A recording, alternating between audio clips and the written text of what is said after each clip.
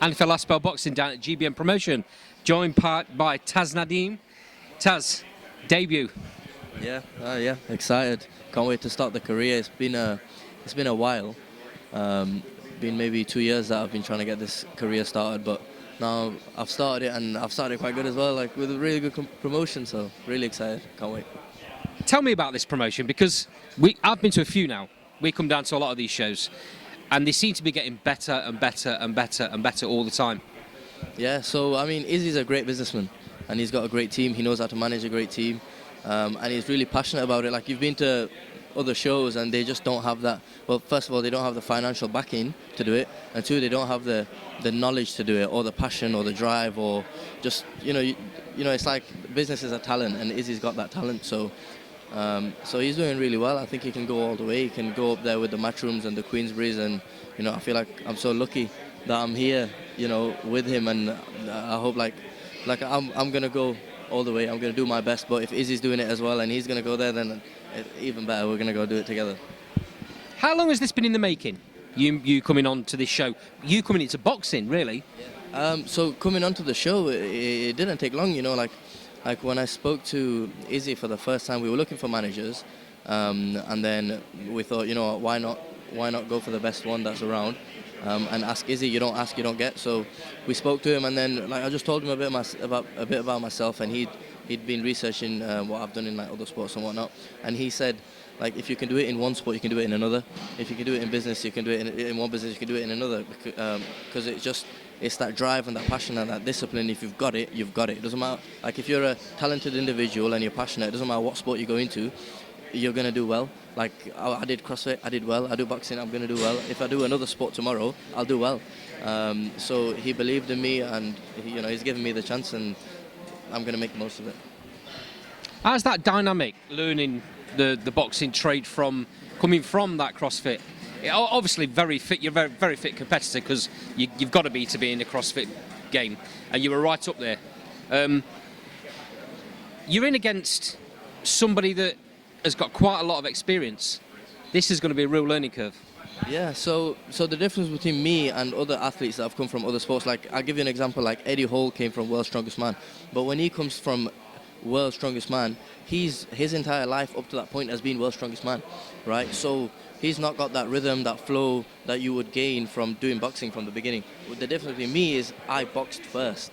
So I got that rhythm, I got that experience, I learned how to box. Like, once you learn how to box, you learn how to box. Like, you move like a boxer. So I already had that. I didn't have to learn it again. And then when I went to CrossFit, it wasn't like all that went out of the window. I didn't lose what I gained from the first 4 or 5 years of my training and competing. So then I gained all the strength, I gained all the explosiveness and the power. And then once I've come back, it's not been difficult in the sense that, you'd imagine I'm just going to be a big stiff. Like, you're strong, you can't do anything else. No, like, I move like a boxer. Like, I'm heavy, but I'm loose, I'm light, I'm flexible, agile. So that's why I think I can do really well, because I feel like now I've got something that other boxers can't get. They can't go into CrossFit and lift the numbers that I can lift, whereas I can. They can't gain the strength that I've got, whereas I can, and I've done it. But what they have, I can get that just by training. So I feel like in that sense I've got the advantage. If you don't mind me asking this one, what made you move away from boxing in the first place? So I had a really bad nose. A lot of people suffer from it, but I found that it's in my family. My younger brothers have got it as well now, and they're not even boxers. But my nose used to bleed a lot. Literally, I'd do pads, and I'd wipe my nose like this, just like an itch. It would stop bleeding. Or like, I'd wake up in the morning and I must have rubbed it on the pillow or something, and it would be covered in blood. Like, I had a really bad nose. I cauterized it, did everything, nothing worked. So then it got to a point where 2-3 championships in a row, I'd get a standing 8 in like semi-finals. And it wasn't because I was losing, like, I was beating these guys, but the referee had to give me that standing 8 because there was so much blood on my face. He had to do something, otherwise he'd look like he's not doing his job, right? And they tell me that afterwards, and it just makes you lose the love for the sport. Like, when you do it every year and it's the same thing, you go to the quarterfinals, semi-finals, and you lose for the same reason 3 times in a row. Like, as a 15-year-old, it really hits you hard, and it makes you lose. Like, like, you're not mature enough to think, let me just get through this. It makes you want to quit. I didn't really quit. I took a break because I wanted to rest my nose. So the coach was like, go downstairs. Boxing's upstairs. Downstairs we had a CrossFit gym that had just opened up. Try CrossFit. just do a month of that, let your nose rest, come back, we'll see how things are.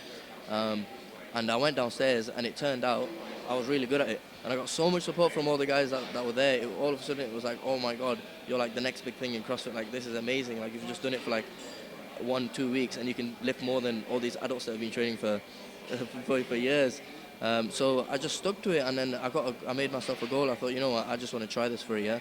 I want to go to the games in the next year, and I did it. And I did it from passion and determination, and just like mainly passion. When you're like super addicted to it, super like I don't know, like I was just eating, sleeping, dreaming. I was like at home constantly watching it, and I had that level of passion for it, and I ended up doing it, and I got really good at it. Really quickly got really good at it. Did everything that I wanted to do, where people would do it in years and years or whatever.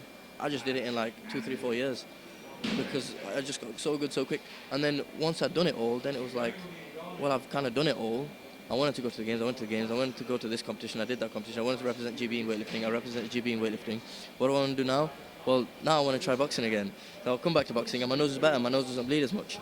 So now I'm here, I've gained everything I gained from the CrossFit, and like I said, like I'm not a big stiff. It wasn't 7, 8 years of going to boxing and losing everything and coming back like a big stiff and can't move. Now it's like I've come back the same as I was before, but even better. So while you were away, did you keep your eye on what was happening in the boxing world? No, like whilst I was away, I was just completely in that world, like super obsessed with that. I wasn't looking at anything else. And now I'm here, I'm looking at nothing else. It's just I'm 100% into. It's like you're 100% or you're nothing. I think I've got this like problem where I'm either 1,000,000% in it, or even if I'm 1% out, I'm completely out. I'm like 1,000,000% in, or I'm 1,000,000% out. And I'm 1,000,000% in boxing right now. I'm hearing that you're knocking people out for fun in sparring. That little rumour's got out apparently today. I hope you don't mind me saying it. That might make things a little bit difficult to find you opponents at a certain level before you move up. Yeah, so to begin with, usually you fight journeymen, and journeymen, they're kind of getting paid to help you progress and lose, but the thing is they don't want to get stopped. The reason why is the first guy that I was matched with had 4 fights, or 3 or 4 fights after me, but if he gets stopped by me, then that's all gone, because he can't fight for another month afterwards. So he pulled out, and then this other guy that came up, he pulled out as well. I'm not really sure why he pulled out, but it must be the same reason.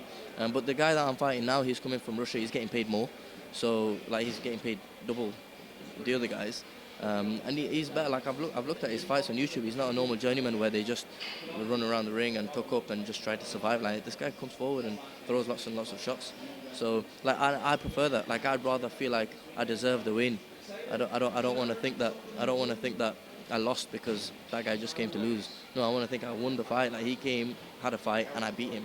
So I'm more happy doing it this way. Taz, it's been great talking to you. Thanks for talking to Last Bowl Boxing. I'll see you fight night. Cheers, mate.